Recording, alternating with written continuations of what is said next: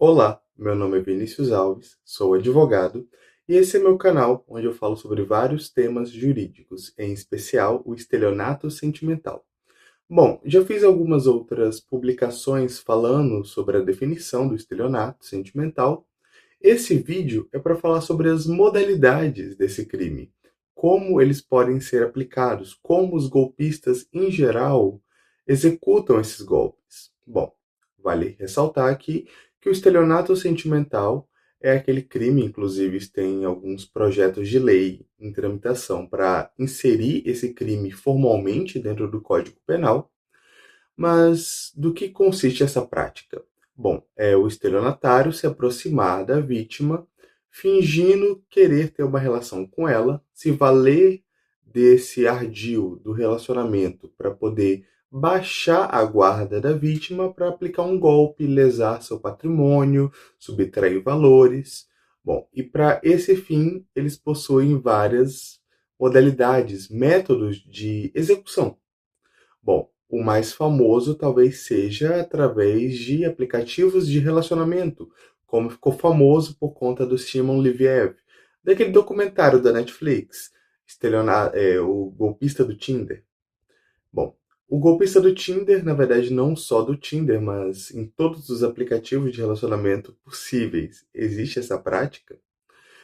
A pessoa cria um perfil que mais parece um perfil de conto de fadas para se aproximar das vítimas. Em alguns casos, o perfil é montado em específico para atrair uma pessoa, ou ele é criado de uma forma genérica do que vá agradar várias pessoas. Bom, isso vai depender se estamos falando de um golpista especializado ou genérico. Mas enfim, a abordagem é bem prática. Dá um match ou entra em contato, dependendo de como funciona o aplicativo. E nessa abordagem ele começa a se mostrar como uma pessoa muito agradável, muito aprazível, que compartilha dos mesmos gostos que você, os mesmos valores, os mesmos hobbies, as coisas que gosta de fazer. E assim ele vai se aproximando, fazendo você baixar a guarda e criando essa expectativa de relacionamento. E com essa expectativa criada, ele começa a usar isso para aos poucos subtrair valores. Sempre começa com você pode me ajudar com isso ou com aquilo. Então, me aconteceu essa situação, você poderia me ajudar? Eu devolvo. Ou quando nós casarmos, o que é meu é seu. Uma coisa muito comum desse tipo de golpe é que a pessoa se apresenta como empresário, uma pessoa rica, uma pessoa de posses, mas sempre acontece alguma coisa que faz ela precisar da sua ajuda financeira. Mas ele conta que, estando encantada por ele, nesse relacionamento falso, você não vai perceber o que ele está fazendo com você. Que ele está pedindo dinheiro aqui e lá, ou agindo de uma forma que você acaba se expondo e ele usa essas vulnerabilidades para explorar você posteriormente. Vou dar um exemplo muito claro. Existem muitas vertentes dentro do estelionato sentimental que envereda para um sextortion. Vocês se encontram depois de dar o match no aplicativo, conversam, saem, jantam e tem uma noite ali de relações. Bom, o que você não sabe é que ele estava gravando ou fazendo fotos. E no dia seguinte, ele manda mensagem falando: ou você me paga X reais, ou eu vou compartilhar essas fotos e vídeos com os seus familiares. O que é muito pesado. Algumas pessoas chegam a morrer. Eu falo, inclusive, no meu livro, Estelionato Sentimental, Criminalidade 4.0 e Sociedade da Informação, inclusive vou deixar o link disponível aqui, sobre o caso de um garoto nos Estados Unidos que se suicidou por conta disso. Ele achou que estava conversando com uma garota, mandou algumas fotos íntimas dele, mas na verdade tinham dois homens, salvo me engano, nigerianos do outro lado, que ameaçaram compartilhar as fotos com a família dele caso ele não pagasse. Como ele não tinha o dinheiro, ele entrou em desespero e se auto-exterminou. Então, é um golpe que tem um peso psicológico muito grande. Nem todos enveredam pelo sextortion, não é uma regra, mas acontece bastante.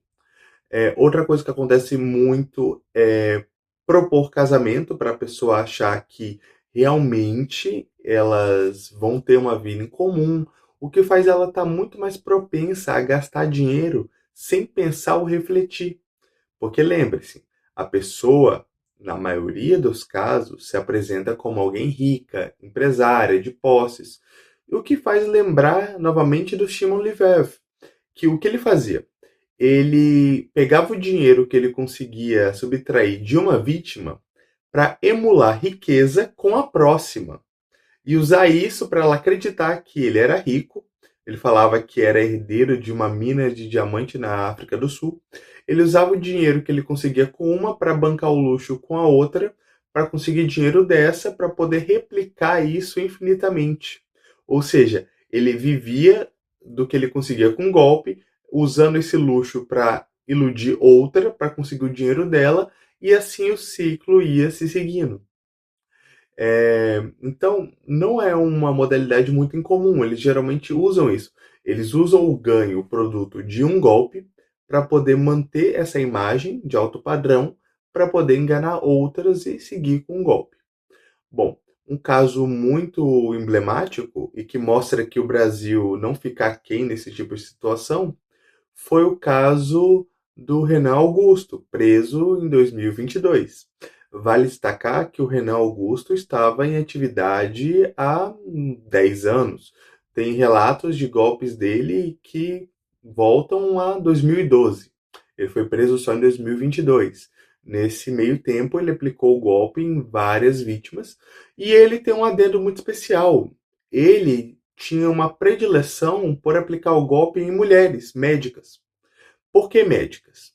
Porque como elas tinham plantão, elas estavam sempre ocupadas, ou seja, ele conseguia gerenciar mais de uma vez só.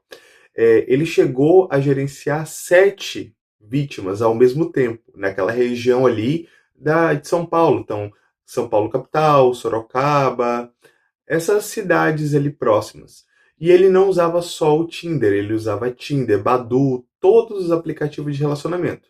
Quando ele dava match com uma pessoa em um aplicativo, aí ele migrava para conversa em outro servidor, outra rede social, e deixava de usar aquele aplicativo até completar o golpe com a vítima que ele fez naquele aplicativo. Então ali ele tinha 6, 7 vítimas ao mesmo tempo, que ele ia conseguindo dinheiro. Ele chegou a noivar com uma das vítimas e subtraía montantes expressivos. E vinha com aquele mesmo modus operandi. Ele falava que era empresário, que ele estava se divorciando, e o divórcio aqui é importante. Por quê? Porque ele falava para a pessoa, para a vítima, assim: olha, amor, eu sou empresário, mas eu queria ter uma empresa com você. Que tal nós dois sermos sócios? Você entra com a metade, eu entro com a outra metade. E ele tinha ali na Avenida Paulista, um empreendimento. Não um empreendimento em si, mas ele tinha ali o espaço, que ele ficava mandando fotos para as vítimas, falando: aqui, amor, é aqui que vai ser a nossa empresa, aqui que vai ser o nosso ponto. E depois vinha: o meu limite estourou, você pode me emprestar dinheiro para pagar os funcionários? Ou a minha ex-mulher está causando problemas na justiça, ela conseguiu uma liminar que congelou as minhas contas, eu estou sem acesso nenhum ao meu dinheiro, você pode me emprestar? Quando a gente casar, o que for meu é seu. Então, sempre com essas táticas para poder fazer a pessoa baixar a guarda. E de longe, ele não é o único caso que tem no Brasil. Você teve o caso do golpista do Tinder carioca, que inclusive parou no Fantástico, que aplicou o golpe em 11 mulheres em um espaço curtíssimo de tempo, alegando que ele era um ator famoso, um artista. Inclusive, esse caso ficou emblemático porque essas vítimas se reuniram, criaram um perfil falso e fizeram o golpista cair no golpe e ele foi preso no meio do encontro. Foi incrível. E tem vários outros casos. Você abrir, eu aconselho vocês, façam esse experimento. Digitem estelionato sentimental Brasil, golpe aplicativo de relacionamento Brasil. E vocês vão ver casos e mais casos. O que não falta são situações como essa. E as modalidades vão ali variando, tem uma vertente enorme, N possibilidades de execução desse golpe, então é preciso ficar atento. Esse do aplicativo de relacionamento talvez seja o mais famoso, mas não é o único. Existe também o Barely Legal, que é o golpe do novinho, o golpe da novinha, que é um golpe que consiste, olha, esse caso não é em aplicativo de relacionamento, e sim em Instagram. Eles criam um perfil com fotos provocantes de jovens mulheres, jovens homens, que deixa a sua questão de idade ambígua. Você não consegue dizer se a pessoa que está na foto é maior de idade ou menor de idade. Ou às vezes até consegue ver que é maior de idade, mas mesmo assim eles tentam executar o golpe. Funciona assim, a pessoa do perfil, na verdade, né, muito provavelmente a pessoa da foto é falsa, mas esse perfil provocante vai mandar mensagem para você com uma abordagem bem intensa, falando que gostou de você, te achou bonito, te achou bonita, tá interessado, tá interessada, e começa uma conversa de teor bem picante. E insiste em pedir o seu número de WhatsApp para seguir a conversa lá. E esse detalhe é muito importante. Então vocês migram para WhatsApp, e nessa conversa de WhatsApp as coisas escalonam ainda mais no sentido de ser algo cada vez mais explícito, muitas vezes incluindo nudes. E depois que esse perfil envia nudes ou pede nudes para você, vem com uma célebre frase: então, amor, eu tenho 16 anos. Tem algum problema para você? Bom, independente do que você responda, dentro de 30 minutos, um outro número vai entrar em contato com você. Dessa vez, falando que é um delegado de polícia que está te investigando por pedofilia. Mas, se você pagar uma quantia X para ele joga o inquérito para debaixo do tapete e some com a acusação. Vamos lá, gente. Esse golpe tem uma série de erros processuais escabrosos. Só para começar. Então, assim, a nossa polícia ela é muito eficiente, mas não para fazer tudo isso em 30 minutos e delegado nenhum vai entrar em contato com o investigado por WhatsApp para falar que ele está sendo investigado por um crime. Ele vai ser intimado a comparecer na delegacia, tem todo um rito formal para isso. Mas a pessoa, pelo teor do assunto, se assusta na hora, fica com medo e muitas vezes paga ou entra em desespero. Por exemplo, teve casos já de pessoas que se suicidaram por conta desse golpe. Um senhor, inclusive, de idade, eu tenho só que me lembrar agora se foi Tocantins, mas ele foi encontrado sem vida em casa, ele tinha cometido autoextermínio porque a idade que a menina com que ele estava conversando falou que tinha era a mesma idade que a neta. Ele entrou assim em pânico, em colapso. Aí a família, quando chegou, viu as conversas, uma situação muito triste. Mas por aí vocês tiram o peso desse tipo de golpe. Então, o golpe do novinho, o golpe da novinha é um golpe que está em franca expansão, cada vez mais acontecendo, essas abordagens, esses perfis falsos, provocantes, pedem para ir para o WhatsApp, entram com essas conversas explícitas, falam dessa questão de ser uma pessoa com 16 anos, e em seguida a abordagem do delegado falso. E não fica por aí, tem vários outros. Tem os scams genéricos, que ficaram conhecidos como Nigerian Scams. Inclusive no meu livro também eu falo sobre isso. Esse livro ele é fruto de uma pesquisa de anos, e lá eu tenho as referências que apontam que uma quantidade expressiva desses golpes por aplicativo de mensagem partem da Nigéria. Por isso ficaram conhecidos como Nigerian Scams, também chamados de Love Scams, os golpes do amor. Esses golpes, eles são mais genéricos, digitais. Você não chega a conhecer a pessoa, você não vê ela em carne e osso, essa modalidade que eu estou falando agora. São aqueles que tentam aplicar golpes em cima do seu cartão de crédito. Sempre vem com uma conversa de: oi, eu sou um militar americano viúvo, eu quero uma mãe para os meus filhos. E uma série de outras histórias que são pré-fabricadas para poder ali envolver a pessoa, começar a conversar, começar a se envolver. E quando vê, fala: olha, eu quero cuidar de você, eu quero pagar suas contas, me manda o número do seu cartão. A pessoa manda o número do cartão e ele faz o estrago. Esse tipo de golpe, ele se enquadra mais no genérico. O golpista replica esse golpe à exaustão. O que isso quer dizer? Bom, ele aplica esse mesmo golpe, esse mesmo roteiro para 1.000 pessoas no mesmo dia. Então, por conta disso, eles não focam em pegar valores tão altos quanto os golpistas presenciais, aqueles que usam aplicativo de relacionamento para depois se encontrar com a pessoa.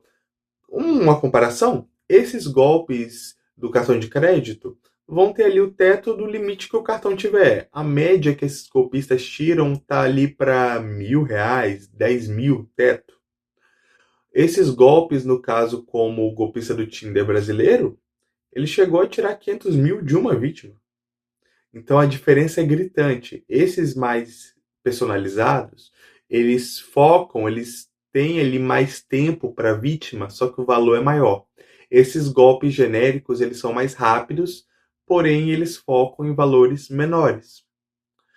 O golpe da novinha, o golpe do novinho mesmo é quantia baixa. Em geral, o número que se identifica como delegado, ele vai cobrar ali 1.000, 5.000 reais para poder sumir com o inquérito.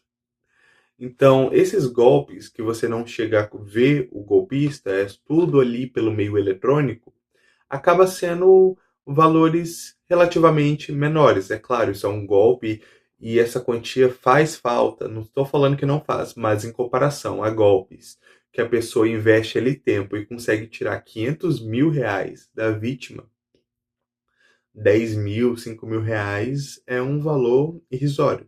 Por isso os personalizados, eles são bem perigosos, têm um ardil. Só que aí vai a questão.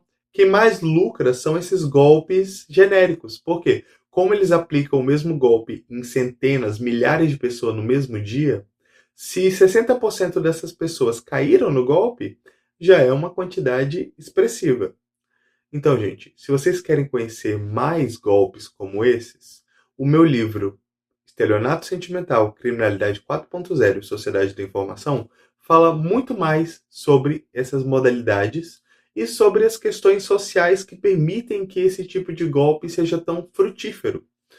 Mas antes de terminar, falar de um golpe que, assim, é o suprassumo da brasilidade. O golpe do pacote de Guarulhos. Não sei se alguém que está assistindo já ouviu falar.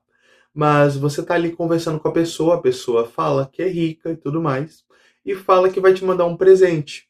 Uma bolsa da Gucci, alguma coisa da Prada. Pois bem. Só que você tem que pagar a taxa, uma taxa no aeroporto para poder pegar. Pois bem, você vai lá, paga e o pacote nunca chega. Às vezes, a pessoa paga 2, 3 vezes a taxa e não chega. E isso suscita uma questão muito interessante. A pessoa tem dinheiro para te mandar uma bolsa da Gucci, uma roupa da Prada, mas não tem dinheiro para pagar essa taxa? Algumas coisas são bem incongruentes. E isso leva a questões do quadro psicológico do tipo de pessoa que aplica esses golpes, mas isso é assunto para outro vídeo. Eu espero que vocês tenham gostado dessa palhinha sobre os tipos de golpe em estelionato sentimental, como eles abordam as vítimas. E estou aqui, fico até para o próximo vídeo. Tenha um bom dia.